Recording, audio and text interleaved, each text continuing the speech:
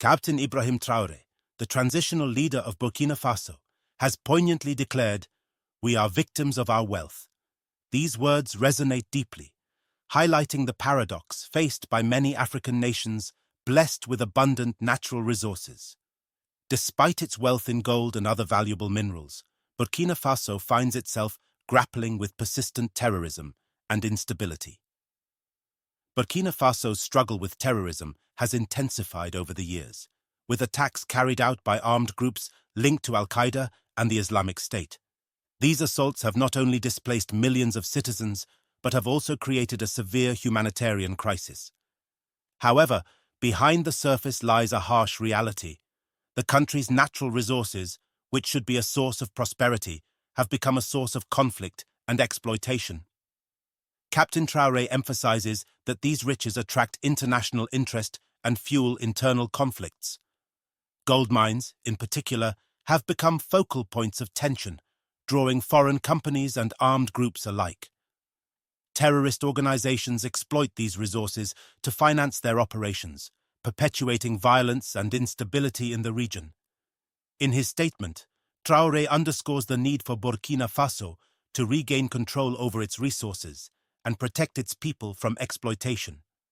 The fight against terrorism, he argues, is not just about combating armed groups, but also about addressing the systemic issues that make the country vulnerable.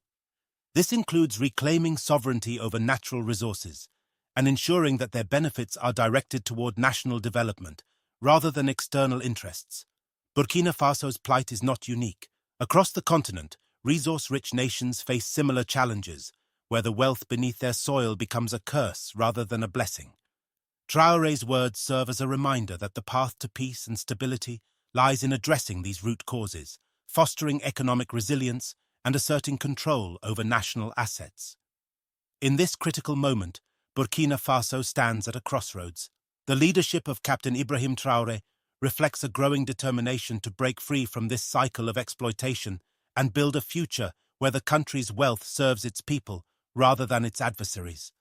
Camarades combattants pour la liberté, pour la souveraineté et l'indépendance réelle. C'est un immense plaisir aujourd'hui de prendre la parole à l'orée donc du 11 décembre, date qui consacre la fête de l'indépendance de notre chère patrie. Nous remercions Dieu d'être les artisans aujourd'hui de cette indépendance réelle. Nous prions également pour que tous ceux qui ont été blessés physiquement et psychologiquement dans ce combat puissent recouvrer la santé. Prions Dieu pour le repos des âmes de ceux-là qui ont combattu au sacrifice de leur vie pour que notre nation puisse rester et demeurer. Nous prions également Dieu qu'il puisse consoler le cœur de tous ceux qui ont perdu des êtres chers dans cette bataille. Camarades, les épreuves définissent le peuple.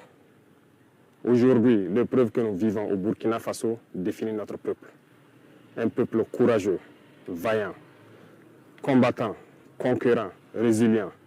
Les qualificatifs manquent pour pouvoir qualifier notre peuple. Parce que ce que nous vivons est un moment unique.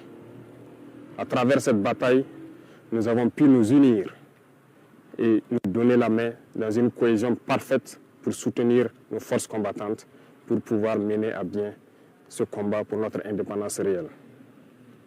Voilà pourquoi je tiens à rendre hommage au peuple qui a compris le sens de notre message et qui contribue de manière volontaire à l'effort de guerre et aussi à travers les taxes et les prélèvements que nous faisons sur les activités au quotidien. Merci au peuple qui a compris l'essence de notre combat et qui permettent aujourd'hui aux forces combattantes d'être bien équipées, bien formées. Nous poursuivrons dans ce sens pour que nous puissions monter en puissance au niveau de l'armée, construire une armée forte et pouvoir donc équiper cette armée comme il le faut. Il n'y a aucun développement, aucune paix possible sans une armée forte.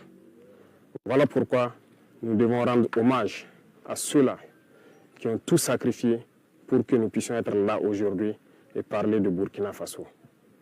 Nous continuerons à les équiper, à poursuivre notre reconquête, à continuer à mailler notre territoire, de sorte que la consolidation de tous ces acquis dans le combat soit une réalité et soit effective. Camarades, il arrive des moments donc, dans l'histoire d'un peuple, que ces situations arrivent. Mais nous avons su au Burkina Faso nous unir et nous donner la main pour pouvoir vaincre l'ennemi.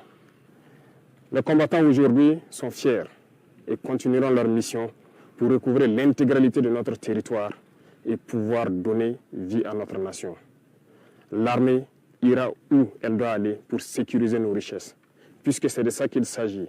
Nous sommes victimes de nos richesses. Ces richesses que les impérialistes veulent, coûte que coûte, reprendre en main et nous maintenir dans notre esclavage. Nous allons les sécuriser. Et dès à présent, tous les groupements sont instruits de reprendre les opérations de manière active.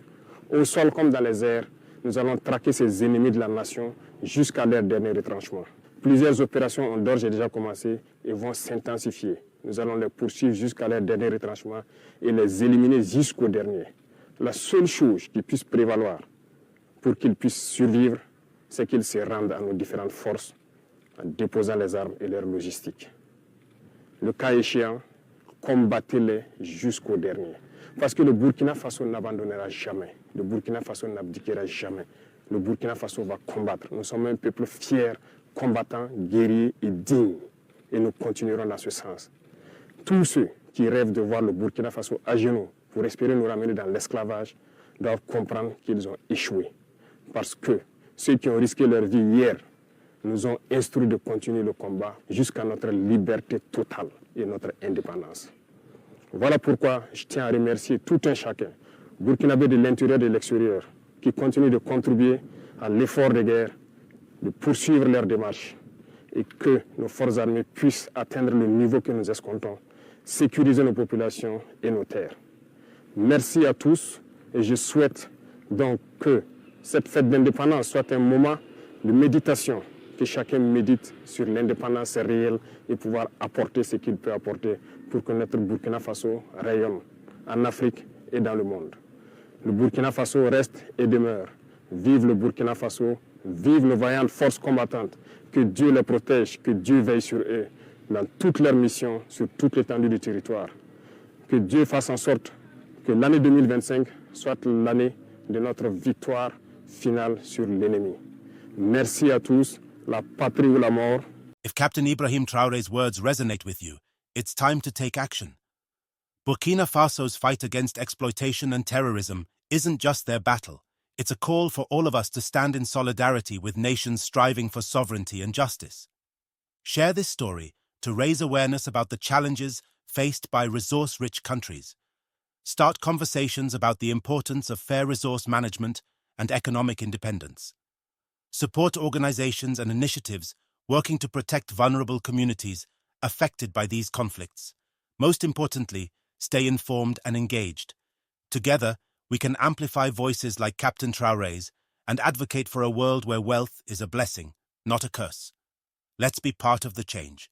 Subscribe to this channel for more insights, share your thoughts in the comments, and spread this message to inspire action. The future begins with us.